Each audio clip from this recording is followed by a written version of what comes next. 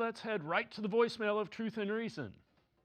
Yeah, I would like to take this moment to thank the general manager and all the coaching people in the organization, and especially the owner, for all the moves they made in the rookie season, and mostly getting the Browns prepared to play tougher this year than they ever played in any season at the beginning of the first game. The defense not only is going to dominate, but they're going to shut everybody's mouth like you've never seen before.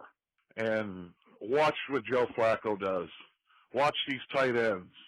Watch our running game explode. This is something to be very excited about, and it's going to be a great season. The Browns are going to come together. They're going to finally show the NFL who the big dogs are. Woo, woo. Good luck, Browns. As always, appreciate all the voicemails. Let's welcome in Quincy Carrier, Untitled, Unfiltered Browns coverage. Quincy, I hope he's right. I like the defense. I hope Joe Flacco can stay healthy, and if they can run the ball, we'll see.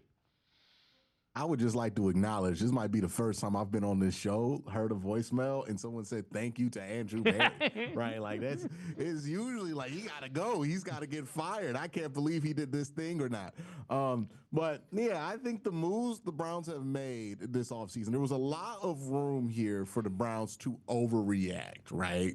And a lot of potential for the Browns to overreact. Myles Garrett contract situation. They could have overreacted and did what Dallas did and trade a franchise defensive player away for, even if you get good value back, you're talking about with maybe quarters on the dollar, right? Like not really money back kind of potential here.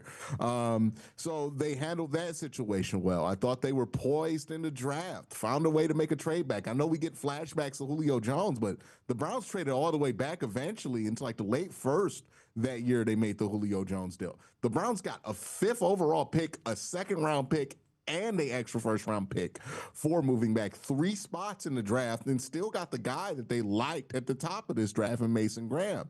And then you fast forward all the way to camp, and you're looking at these rookies play, and Dave, like every single one of them that's been in training camp has had moments where you say to yourself, I see what the team was thinking about drafting this guy, right? And how long has it been since there's not one guy that stands out where we're like, oh man, I don't get this pick. I didn't get this pick when they made it, and it makes no sense now. No, we're talking about all these picks, and you're like, hey, I get why they drafted Shador. You can get why they drafted Dillon. You can get why they drafted Dylan Sampson. You can get why they drafted Harold Fannin, most certainly. And then obviously the top 2 picks of this draft, you can get. The only guy we haven't got to get a good read on yet is Quinshon Judkins. And look, man, Maurice Jones-Drew had this guy number 5 ranked pro-ready running back in this class. You hear John Gruden talk about him. He loves Quinshon Judkins. So we just don't know about Quinshon because we haven't seen him. But it seemed like when he was in there at OTAs, they were really excited about him. So who knows what he's going to look like once he hits the field. So, yeah, I mean, they've handled this offseason about as well as they could have handled it. They could have overreacted and tried to start Shador Sanders way too early and have that disaster that happened in the 3rd preseason game happen in a regular season game. They've just been very measured, and this is exactly what they were promised to be, right? One of the things Andrew Berry and Kevin Stefanski are supposed to be, not reactionary, stay away from overreacting like a lot of Cleveland regimes has done in the past. They did that this offseason, and hopefully that pays dividends in the long run. Well, the other thing is, when we talked at the end of last season, they needed to get young playmakers and get younger, and they did all that